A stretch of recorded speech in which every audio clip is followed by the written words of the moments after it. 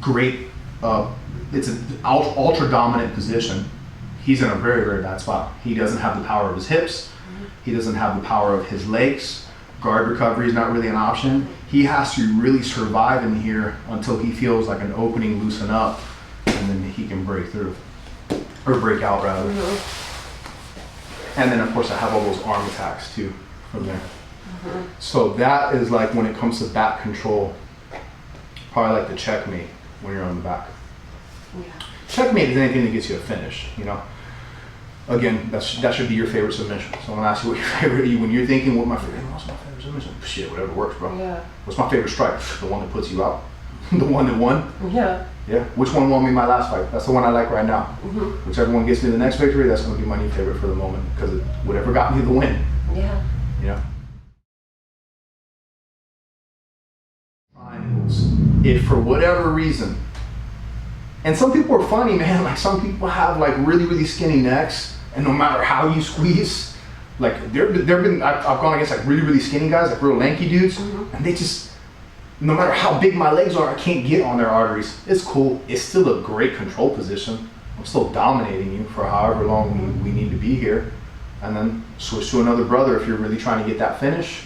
Or if we're talking about just controlling a dude, well then just hold it and control him.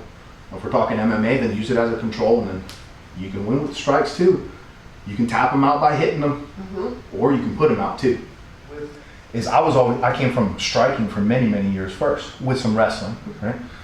So I'm always thinking, how do I hit from this position? How do I hit from this position? Because every time I'm standing in front of somebody, I'm like, how can I hit him from here? How can I hit him from here? How can I hit him from there?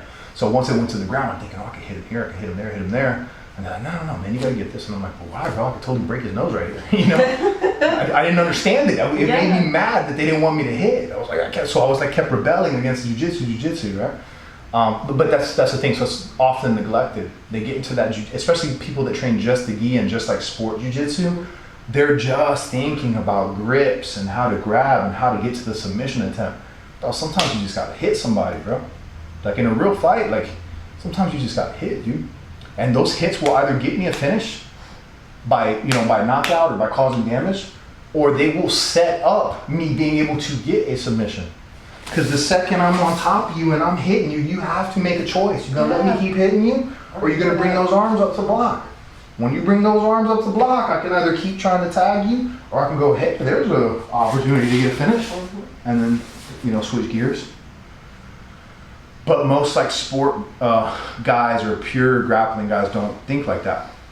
And that's why you'll have somebody like in the UFC or some big mixed martial arts organization that they got like 500 wins on the jiu-jitsu circuit. It's ridiculous. And then they go to MMA and they get killed. Well, it's not that they're not a good fighter, it's that they're a victim of their own success, because now their muscle memory and their habits are to just be going for submission attempt. Well, when I'm here, reaching like this, there's not much that's protecting this, right? And then, and that goes on in every position. When I'm going for that submission attempt, I'm creating an opening for a strike. That's why, especially like in the overseas rules, like in Japan, like in Pride and stuff like that, submission guys were getting beat bad, because those rules allowed for like soccer kicks and knees to the head while people were on the ground. The rules did not favor the grappler very much. Where the original UFCs, like the early 9, like the UFC 1 through 20 or whatever, now we're on 300 or whatever we're on. But like the first like 20 of them, the rules very much so catered towards like Royce Gracie and the jiu-jitsu guys, and that's why they were winning, to be honest with you. I mean, they were winning because they were good. Right. I'm not saying that they're not good and they weren't good. They're excellent. But the rules really, really favored them. Like when we got to talk to Ken Shamrock, the very first UFC, Royce Gracie is wearing a jiu-jitsu gi, while everybody else is not. Why? You would think that people would grab that, right? And they did. They were grabbing at it. But how did that give him the advantage? It's more friction. More friction. You were not able to slip away. No matter how slippery and how sweaty you were, I got strong fabric that's holding you there underneath me. So who does that cater towards? The grappler. So he went in there with kind of a like brass knuckles, like a weapon. Ken Shamrock was used to fighting Japan Pancrase rules, shoot fighting, where they wear the thick like wrestling like leather style boots. That's an extra like that's like wearing shin guards while you're kicking, bro. Like it gives you padding, gives you protection to your shins, and gives your leg like a little, it makes it a little harder. They didn't allow him to wear his boots for the fight. Well, Hoist was allowed to wear his gi. So it was kind of favoring towards the jiu-jitsu. There's a great documentary called Choke. You can watch it on YouTube. I'll send you the link for it. It's Rickson Gracie, which is arguably the baddest Gracie of all time, right?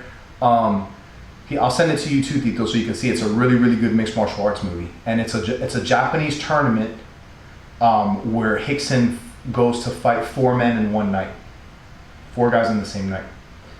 And you see one of his opponents is this big country boy, this big kickboxer, nasty kickboxer, really good kickboxer. I don't know how he had like 40 wins or something like that leading up to. He had a lot of wins. I don't know if it was 40, but he had a lot going up to this event, right? But they kept arguing back and forth with the contract negotiations. That's an interesting part of the documentary about like the size of the gloves and this and that, because they kept arguing that the rules are favoring Rickson. They're favoring him because he's like, you need to give us smaller, give us, gloves, because it's like we're hitting him with pillows. You need to, he can do his grappling, but we need to wear where we can hit him and it hurts, So there was arguing about that. Like there's a lot of stuff that goes on with fights that you guys don't see, the behind the scenes stuff. Yeah. Arguing about the size of gloves. That was a thing with McGregor and Floyd Mayweather. Manny Pacquiao and Floyd Mayweather. They argued for the longest time because they couldn't agree on what size gloves to wear. Wow. Because Pacquiao wanted smaller gloves because he feels he hits harder, and he does hit harder. So he wanted smaller gloves so it wasn't like as much cushion for when he hits Floyd. And Floyd was like, no, we need to use these size gloves to protect hands, but it went back and forth. And they both had valid points. Mm-hmm. But when you're signing contracts like that, multi-million-dollar fights, you have to agree upon the rule set. Yeah. Same thing with McGregor. They agreed like it was 8-ounce gloves, 10-ounce gloves, whatever it was. It was interesting talking with Shamrock though at that event. Yeah. How